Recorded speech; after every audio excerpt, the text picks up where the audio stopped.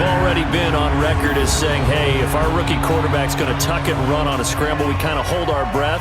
Well, that was a maybe no, yes, as he's able to get into the end zone. Are you saying he's got to learn where the line is about whether you keep your eyes downfield and try and find a receiver, or you tuck it and go? And I think there's going to be some growing pains with that. I think in this case, he made the right decision. And we know he's got the speed. He showed it there. Point after try forthcoming. It's good, and we're all tied at 7 apiece. So that drives 7 plays in length, and it's capped off by a touchdown run of 6 yards.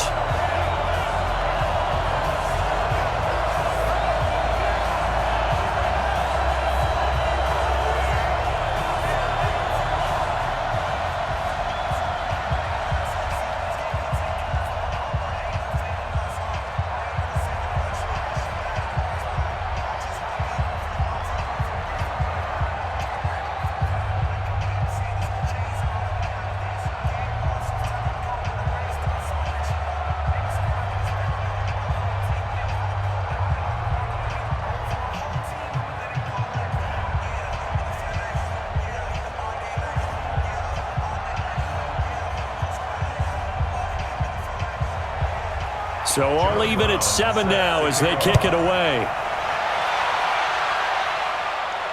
This is taken at the 3.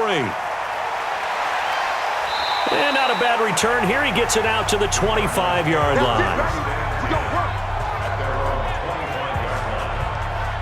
Arizona, they're getting the ball back here, CD, but I want to talk about 2019 for them because I think really their season, if you had to give it one word, it might be meh. I mean, I would disagree. Well, to quote a former Cardinals coach, they were who we thought they were, right? I thought they were better. Did you? Yeah, this is where you and I differ a little bit on it. I totally get it. When you look at the record of 5-10-1, I mean, there's not a lot there.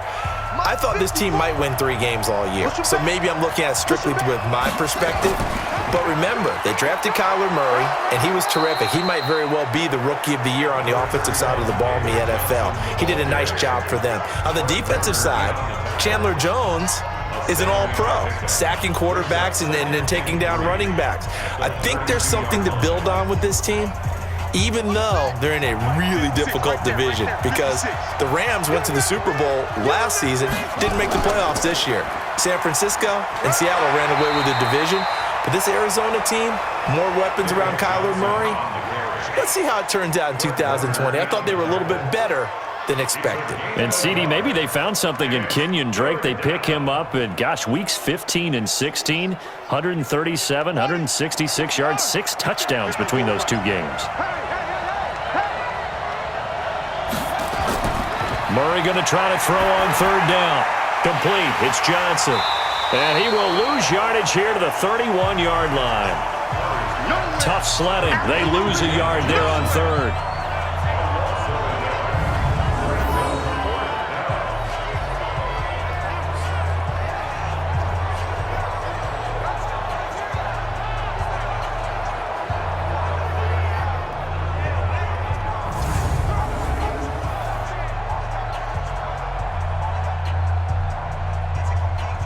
On 4th down, here's Andy Leon to kick it away.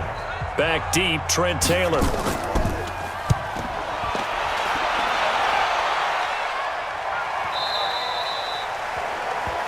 And a little too much mustard on that one. It hits a couple yards into the end zone. A missed opportunity there maybe to pin them back.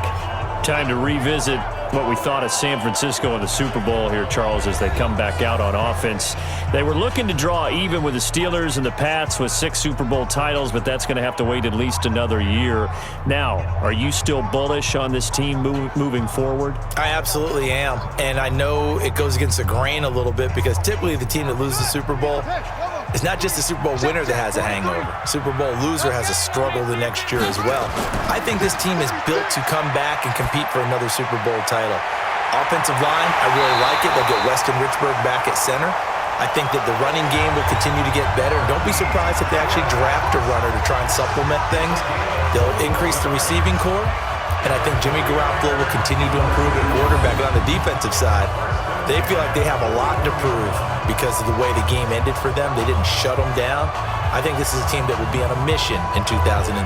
And I'm not putting this all on Kyle Shanahan, but just for him, how crushing the loss he had as the OC with Atlanta, and now this lead that he loses as the head coach of San Francisco. He'll be hearing from guys like you and me all year long about those two games now. Leads, not doing certain things that we expected him to do, i.e. running the football down the stretch. He'll have all offseason to digest that. But one thing about Kyle Shanahan, very confident in himself. I think he handles these things well, and he'll use it as fuel as well, too. Moving backwards on first down, never a good thing. What does that do for the mindset on second down? Well, it changes your play call, definitely, because as a play call, you're advancing yourself thinking, okay, we're going to get a gain here. Now you've got to go back in reverse, come up with something to pick up not just the yardage lost, but gain a few extra.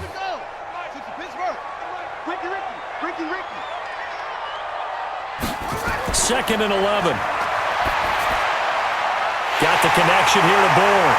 He'll get this one down near the 20-yard line, just shy of the 20. The big gainer there on the catch and run, 37 yards.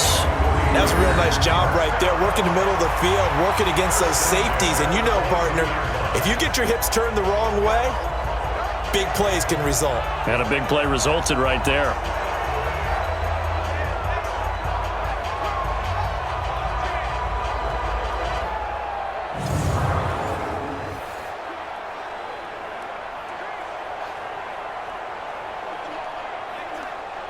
So the big play gets them all the way down to the outskirts of the red zone here for 1st and 10.